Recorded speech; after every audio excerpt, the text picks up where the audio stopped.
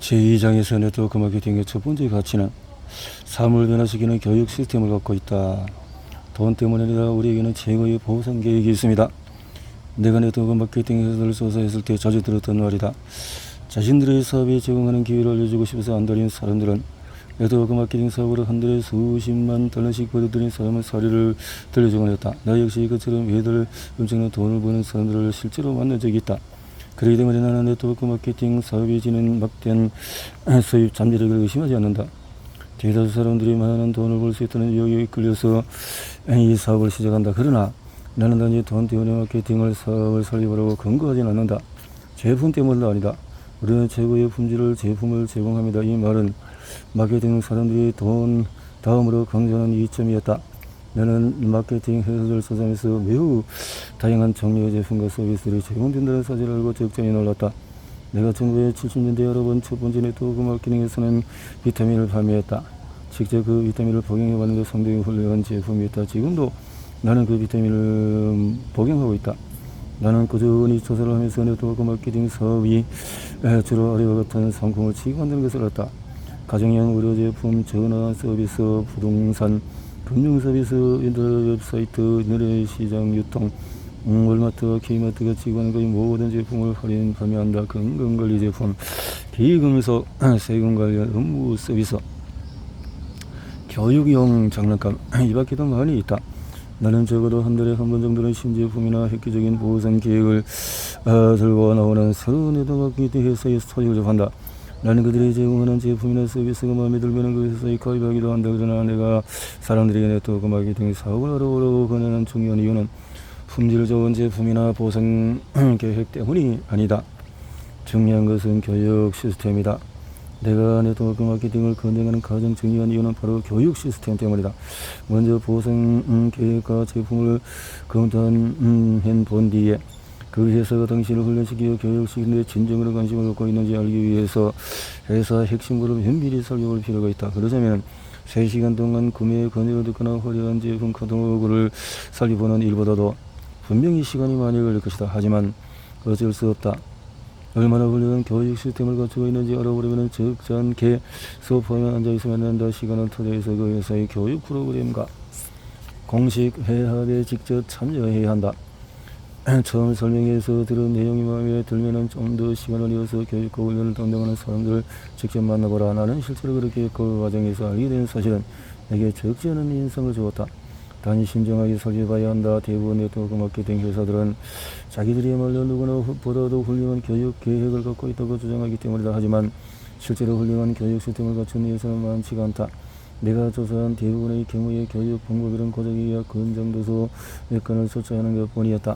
게다가 친구나 가족을 끌어들여 교육을 시키는 데만 초점을 두었다. 다시 말해서 회사의 제품을 더 잘 팔고 시스템을 더 잘 선전하는 사람이 되게끔 교육할 뿐이었다.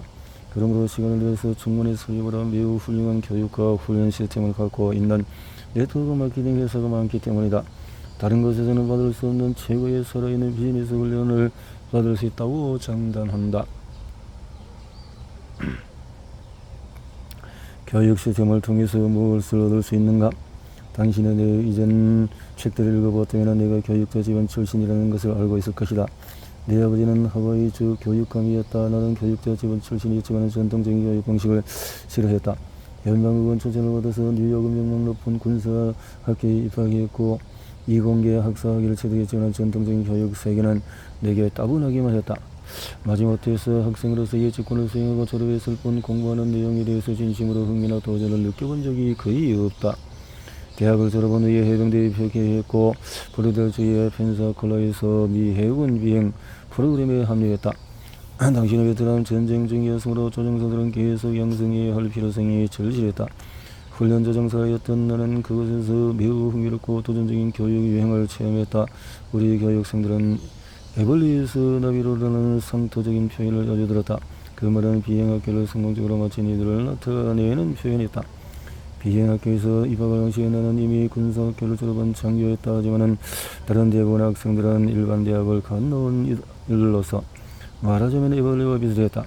당시에는 히피 문화가 유행했기 때문에 꽤나 특이한 복장을 한 친구들도 은근히 눈에 띄었다. 이 3년 동안의 훈련을 잘 견뎌내면 나비 그 세상에서 가장 거칠고 혹독한 비행을 충분히 감당할 수 있는 비행사로 변신하는 것이다.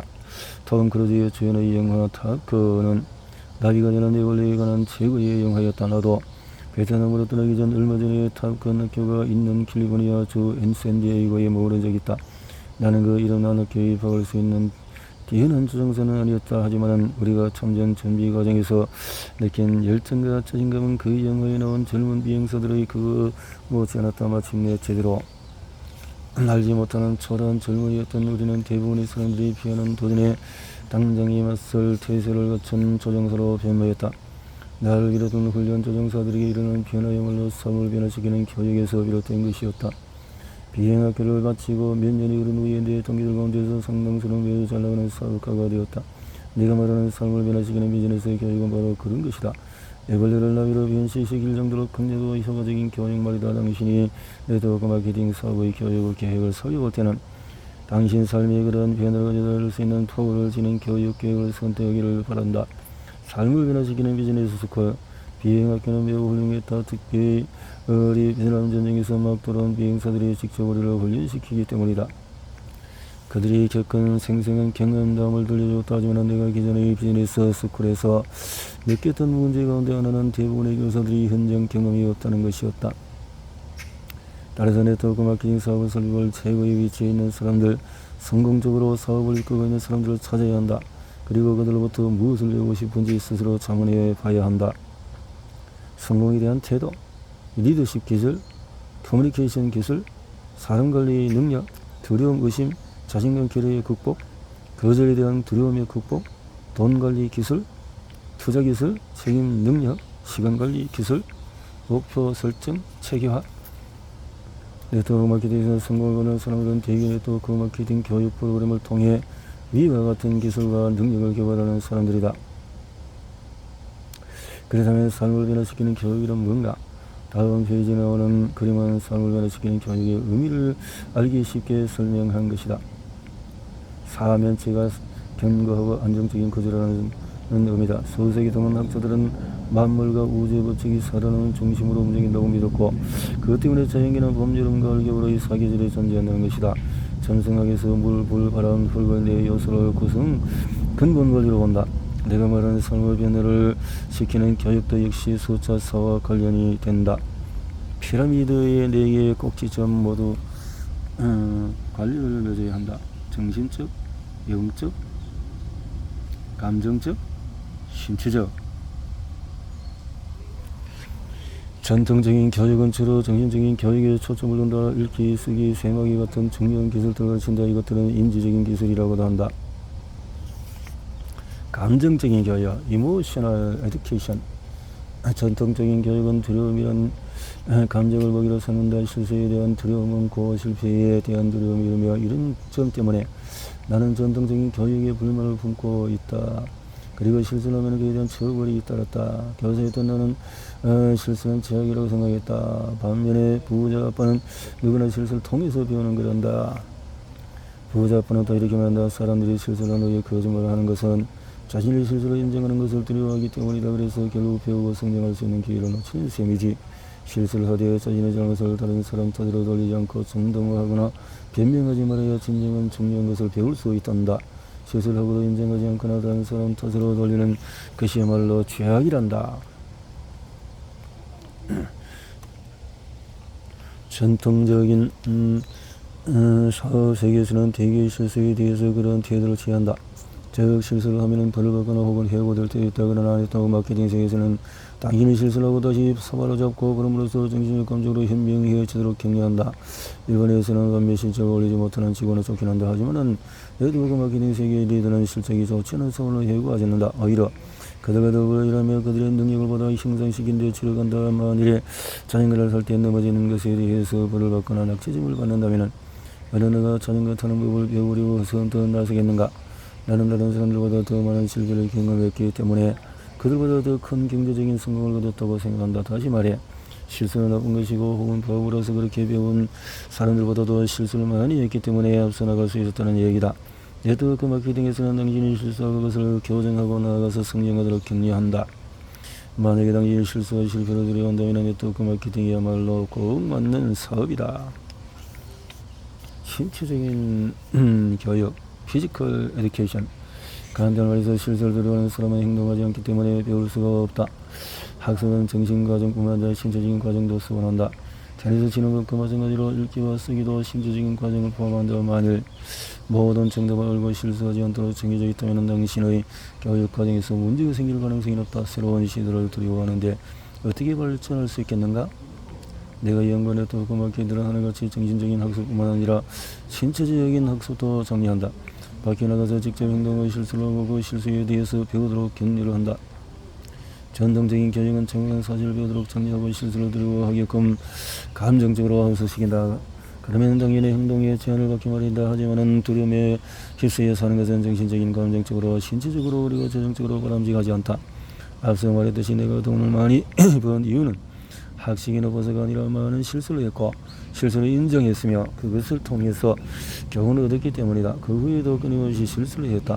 그리고 앞으로도 많은 실수를 하고 싶다. 하지만 대부분의 사람은 다시 잘못을 저지르지 않으려고 노력한다. 그렇기 때문에 그들과 나의 미래는 다른 모습이 될 수밖에 없다. 새로운 것에 도전하지 않고 뒤로 물러서며 실수를 저지르는 위험을 에서 피한다면 또 실수에서 배우려고 하지 않는다면 당신의 미래는 영원히 개선될 수가 없다.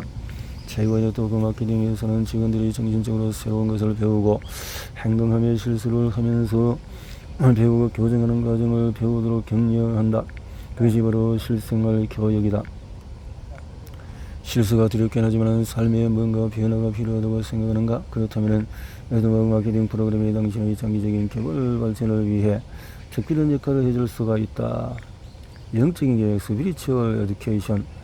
먼저 민감하고 감정적인 주제를 언급하기 전에 한 가지 내 개인적인 견해를 밝혀야 할 것 같다.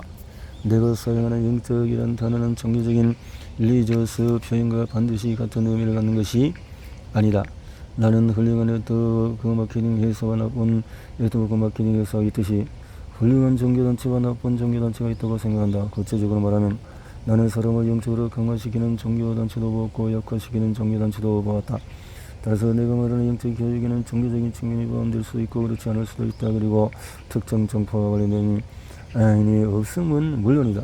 종교에 관해서는 나는 종교 선택의 자유를 인정하는 헌법을 지지하는 사람이다. 이런 주제에 관해서 조심스럽게 언급하는 이유는 어릴 때부터 종교, 정치, 섹스, 돈에 대해서는 논하면 안 된다라는 말을 들어왔기 때문이다. 그런 주제는 격분하거나 감정이 몰리기 쉽다 말인다. 나 역시 그 말에 동의한다. 내가 의도하는 말은 당신이 갖고 있는 개인적인 감정이나 믿음에 해를 끼치려는 것이 아니라 그런 감정과 믿음을 가질 권리를 지지하려는 것이다. 한계를 넘어서다. 네가 말하는 영혼이란 인간의 정신적, 감정적, 신체적인 한계, 저 인간의 상태를 규정짓는 한계를 뛰어넘는 힘이다.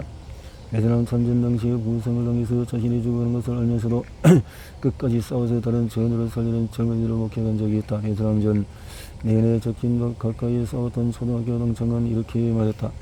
내가 오늘 살아있는 것은 전우들이 죽어가면서도 끝까지 싸웠기 때문이야.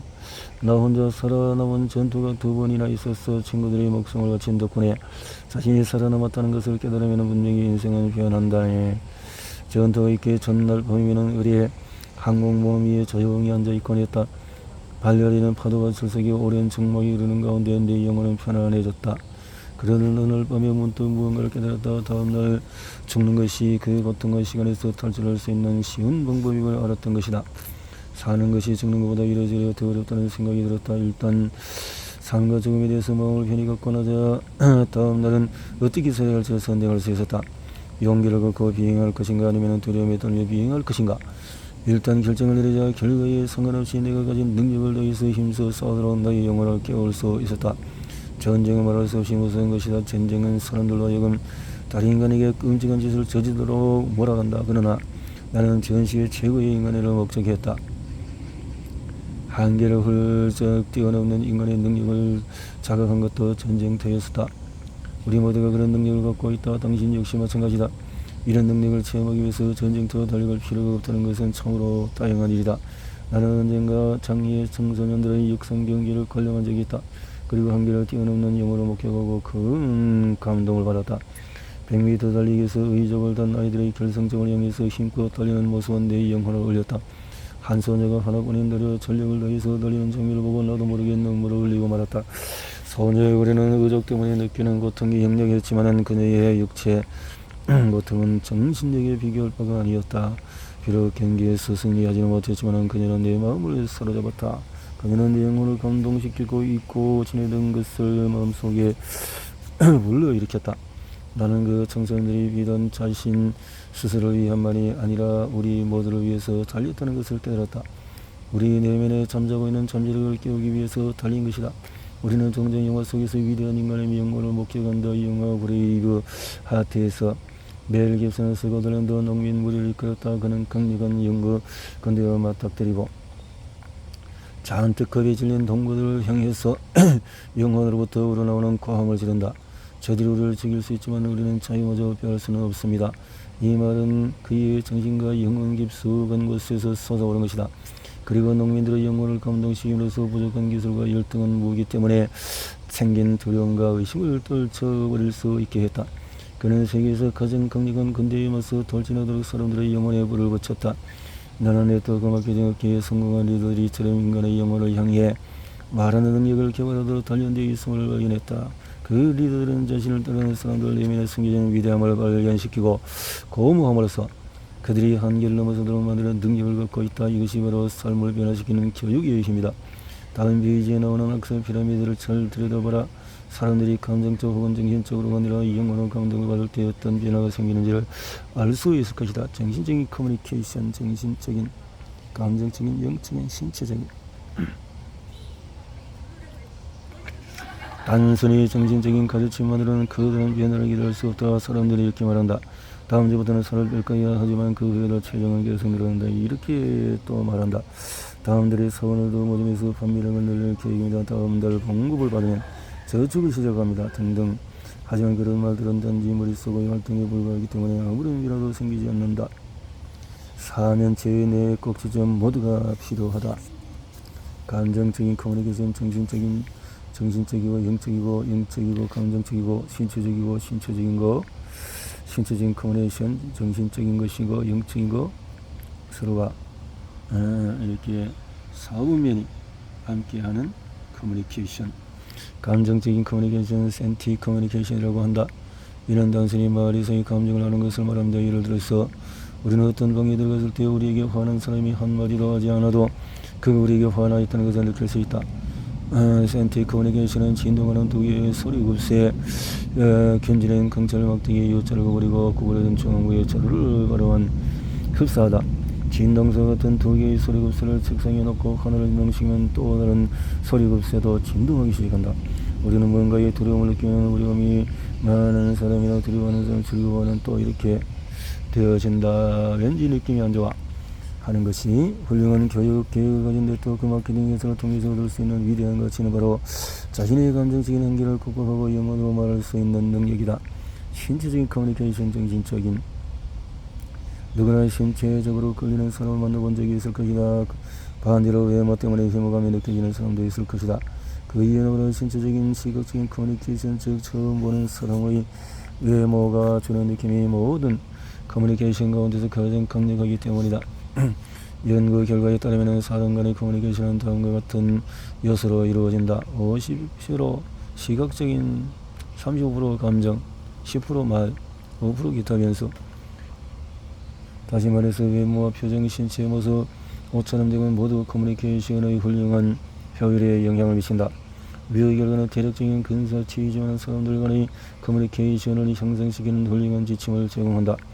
훌륭한 네트워크 마케팅 회사는 외모를 향상시키는 데 많은 시간을 투자한다. 심지어 어떤 회사는 체중 감소나 운동 프로그램을 제공하기도 한다. 지도자들은 건강하고 신체적으로 매력적인 사람이 그렇지 못한 사람보다 훨씬 효과적으로 상대방과 커뮤니케이션 한다는 점을 알고 있다. 나는 신체적인 커뮤니케이션과 관련해서 두 가지 말해주고 싶다. 먼저 우리는 모두 외모는 더없이 매력적이지만 내면의 정서는 비참하게 이럴 데 없는 사람을 만나본 적이 있고 반대로 처음 봤을 때는 고개를 돌리고 싶을 정도였는데 알고 보면 보석 같은 마음을 품고 있는 사람을 경험한 적도 있다. 이 얘기를 듣고 내면의 중요성을 강조하려는 거군요. 사실 내가 말하고 싶은 요점은 첫인상이 중요하다는 것이다. 내면까지 하려면 시간이 너무 걸리기 때문이다. 첫인상을 주는 게는 다른 부분이다. 따라서 신체적인 커뮤니케이션 또한 매우 중요한 것이다. 두 번째는 다음과 같다. 자신의 사업 개선을 도와달라고 내게 부탁하는 사람들이 종종 있다. 그럴 때 내가 던지는 첫 번째 질문은 당신은 기꺼이 변화를 수용하고 융통성 있는 사람이 되려는 의지가 있습니까? 대개의 경우는 네, 기꺼이 변하겠습니다 라고 한다. 그러면 나는 고개를 끄덕인 후에 그들의 의지를 테스트하기 위해서 잠시 기다린다. 몇 달 전에 알고 지내던 어떤 사람이 자신의 사업의 수익성 형성을 도와달라고 요청했다. 나는 위와 같은 질문을 통해서 그가 변화를 수용할 의지가 있는지 확인한 후에 요청을 수락했다. 그리고 이렇게 말했다. 그럼 먼저 그 지저분한 수염부터 깎으십시오. 그러자 그는 주저하다가 말을 꺼냈다. 그러고 싶진 않습니다. 고등학교 때부터 기른 것이니까요. 우린 얘기는 거기서 끝났고 나는 그를 도와줄 수 없었다. 문제는 수염 자체가 아니라 변하고자 하는 의지였다. 사실 그가 계속 수염을 기르든 안 기르든 내가 상관할 바는 아니었다. 다만 변화하려는 의지를 시험했던 것이다. 수염뿐만 아니라 넥타이, 신발 혹은 다른 신체적인 요소를 사용해서 테스트해볼 수도 있다. 내 친구가 그랬듯이 대부분의 사람들이 머릿속으로 변화를 원한다. 그도 마찬가지였다. 하지만 시험삼아 신체적인 변화를 제안하자 망설였다. 모든 교육은 궁극적으로 신체적인 것이다. 몸을 움직여서 직접 배우려 하지 않는다면 교육적인 변화가 지속될 가능성은 미미하다. 나의 부자 아빠는 다음과 같이 말씀하시곤 했다. 세 마리의 고양이가 담장 위에 앉아 있는데 두 마리가 뛰어내리려고 결심하는 몇 마리 고양이가 남겠니? 정답은 담장 위에서 여전히 세 마리 고양이 이다. 그 이유는 뛰어내리려고 그저 결심했다는 것은 고양이가 실제로는 신체적으로 뛰어내리지 않았음을 의미하기 때문이다. 그래서 부자분은 누구에게나 내일은 1년 중에서 가장 바쁜 날이다 라고 말씀하시곤 했다. 사람들이 자신의 삶을 어떻게 형성시키려고 결심하기는 쉽지만 실제로 그에 대한 실천은 늘 내일로 미루기 때문이란다. 부자분은 또 이렇게 말씀하셨다. 문제는 그런 사람들에게 결국 내일이란 없게 된다는 사실이다. 여기서 우리는 다음과 같은 교훈을 배운다. 사람들은 자신의 삶을 바꾸고 싶어 하지만 최종적으로 행동을 취해야만 비로소 변화가 시작된다는 것이다. 내가 받은 최고의 교육은 내가 대학 졸업 직후에 비행학교에 입학한 것은 매우 현명한 선택이었다. 중요한 것은 비행 방법을 배우거나 전쟁을 준비하는 것이 아니었다. 내가 실제 상과 맞설 수 있도록 준비시켜 주었다는 것이 중요했다. 나는 내 생일이 나이가 아니었고 내가 받은 훈련은 당시 나에게 가장 필요한 것이었다. 그 훈련 과정은 정신적인, 감정적인, 신체적인 그리고 영적인 변화를 가져다 준 삶의 변화를 시키는 교육이었다. 만일 당신이 삶의 변화를 맞을 준비가 되어 있다면 네트워크 마케팅 회사가 제공하는 교육 프로그램을 알아보라. 시간을 투자해서 그 회사들의 사업체계, 보상, 제품 그리고 교육 시스템이 당신에게 필요한 것인지 알아보라. 그리고 그 중에 한 회사가 그런 측면들을 충분히 충족시킨다는 판단이 있으면 회사에서 파트타임 사업을 시작할 것을 고려해보라. 다음 장들에서 내가 네트워크 마케팅 회사에서 발견한 다른 가치들에 대해서 좀 더 이야기해 보겠다. 다음 장에서